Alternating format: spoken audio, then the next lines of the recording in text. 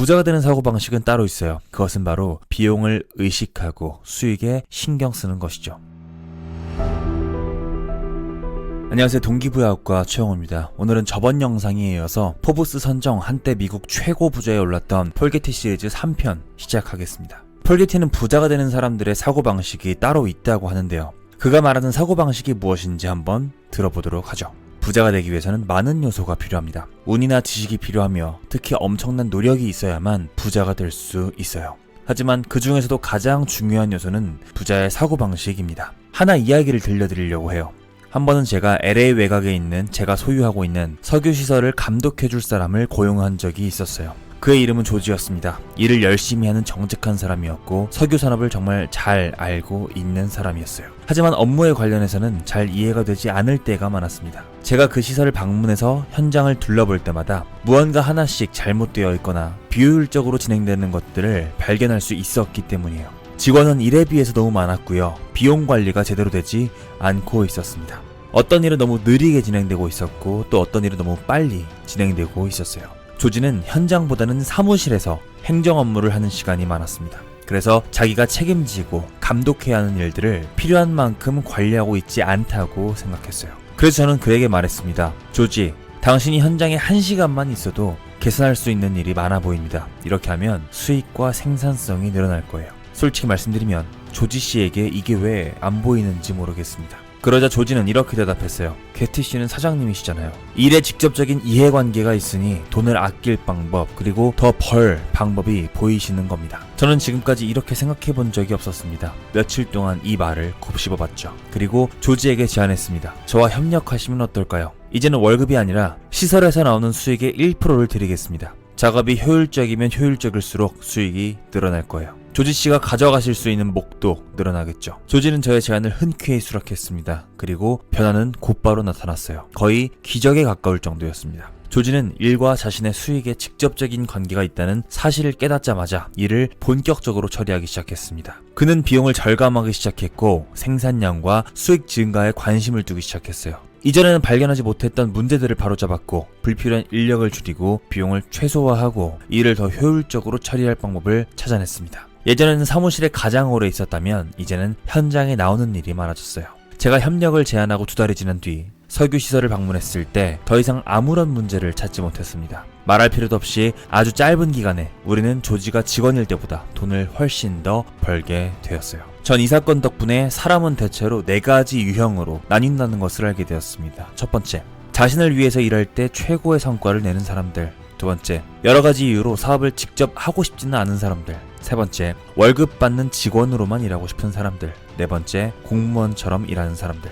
첫 번째, 자신을 위해 일할 때 최고의 성과를 내는 사람들은 자기 회사를 차리는 게 맞는 사람들입니다. 그들은 누군가에게 고용되기를 바라지 않아요. 그들은 월급날에 느끼는 안정감에는 관심이 없습니다. 하지만 스스로 경제적 안정을 만들기 위해서 미래를 창조하는 데 관심이 많습니다. 한마디로 누구의 명령도 받고 싶지 않아 하며 책임을 지고 부담을 감수하는 사람들이에요. 두 번째, 여러 가지 이유로 사업을 하고 싶지 않은 사람들은 어딘가에 고용되어서 사업의 수익을 나눠 가질 때 최고의 성과를 올립니다. 여기에 속하는 사람들은 매우 다양해요. 수수료를 원하는 영업사원부터 경영계에 잘 나가는 임원들까지 포함됩니다. 자신의 생산량에 따라서 돈을 벌길 원하고 수입의 최저선 또는 최고액을 정해두지 않아요. 그들은 회사가 수익을 올리도록 돕고 그것을 경영진과 나누어 가지는 것을 즐기죠. 세 번째, 월급 받는 직원으로만 일하고 싶은 사람들. 이들은 위험을 감수하기를 꺼립니다. 그리고 남에게 고용될 때 최고의 성과를 올립니다. 그들은 선하고 믿을 수 있으며 성실한 노동자들로 정기적인 월급을 받는 것에 만족합니다. 가끔은 월급이 오르기를 바라지만 인센티브가 제한적이라도 불평하지 않아요. 그들에게는 진취력이나 독립심이 없습니다. 어쩌면 자신감이나 추진력이 부족한 것일 수도 있겠죠. 마지막으로 네 번째입니다. 공무원처럼 일하는 사람들이죠. 그들은 자기 일을 해내는 사람들이지만 고용주를 위해서 수익을 올릴 필요를 느끼지는 못합니다. 저는 공무원을 비난하려는 마음은 없어요. 공무원은 사업상 적자를 내더라도 국가에서 메워줍니다. 그렇기 때문에 그들은 재정에 신경을 쓰지 않아요. 자본주의 경제체제에서 직원들의 이러한 태도는 사업에 매우 치명적일 겁니다. 부자가 되는 사고방식은 따로 있어요. 그것은 바로 비용을 의식하고 수익에 신경 쓰는 것이죠. 첫 번째와 두 번째 그룹에 속하는 사람들은 이렇게 생각할 확률이 높습니다. 그리고 세 번째 그룹에 속하는 사람들에게서는 이런 사고방식을 찾아보기가 힘들죠. 그들은 애초에 승진하려는 야망도 별로 없을 거예요. 네 번째 그룹에 속하는 사람들에게서는 부자의 사고방식을 아예 찾아볼 수가 없습니다. 하지만 안타깝게도 그들은 가장 적게 일을 하면서 요구하는 것은 가장 많은 사람들이에요. 자기의 가치를 과대평가하는 사람들일 확률이 높습니다.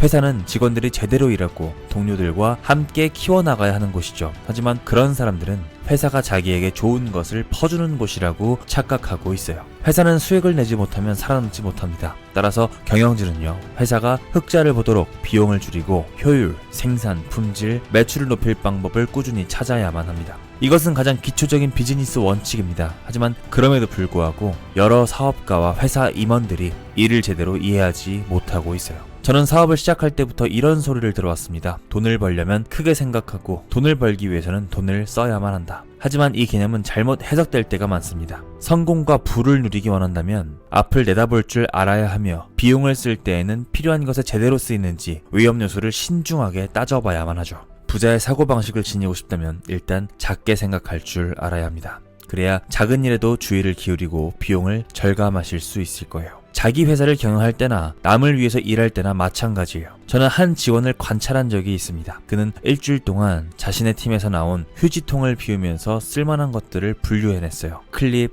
고무줄, 필기구처럼 사소한 물품값을 계산한 뒤에 52주를 곱했습니다. 그는 회사에서 매년 3천만 원 이상의 사무용품이 버려지고 있다는 것을 알아냈고요. 이것을 최소화하는 방법을 알아냈습니다. 제품 한 개에 1달러도 안 되는 비용이지만 전체적으로는 연 3천만 원을 절약할 수 있었고요. 이것은 한 직원의 연봉에 달하는 금액이었어요. 그는 덕분에 자기 부서의 전체적인 비용을 20% 줄이고 생산성을 12% 증가시킬 수 있었습니다. 제가 말하는 부자의 사고방식이란 이런 거예요. 저는 그가 정말 빠른 속도로 정상에 오를 것을 확신합니다. 오늘날에는 모든 회사가 점점 커지는 비용과 계속 싸우고 있어요. 역사상 그 어느 때보다 비용 절감과 생산량 증대가 강조되는 시기죠. 더 이상 공무원처럼 생각하는 직원은 설 자리가 없습니다. 하지만 부자의 사고방식을 갖춘 임원은 갈수록 더 필요한 시대죠. 오늘은 전지적 부자 시점이라는 책을 읽고 콘텐츠를 제작했어요. 이 책이 광고는 아니지만 내용이 현실적이고 인사이트가 너무 마음에 들어서 시리즈를 3편이나 영상으로 제작하게 되었습니다. 요즘 느끼는 것은요, 끌어당김의 법칙이나 잠재의식, 현실로 느껴지는 만큼의 상상, 이런 콘텐츠가 인기가 참 많다는 것을 느끼고 있어요. 저도 일상에서 끌어당김의 법칙에서 말하는 신기한 현상들을 경험하곤 합니다. 어떤 차를 사고 싶어졌는데요. 신기하게도 그 차가 계속 제 눈에 보이기 시작했어요.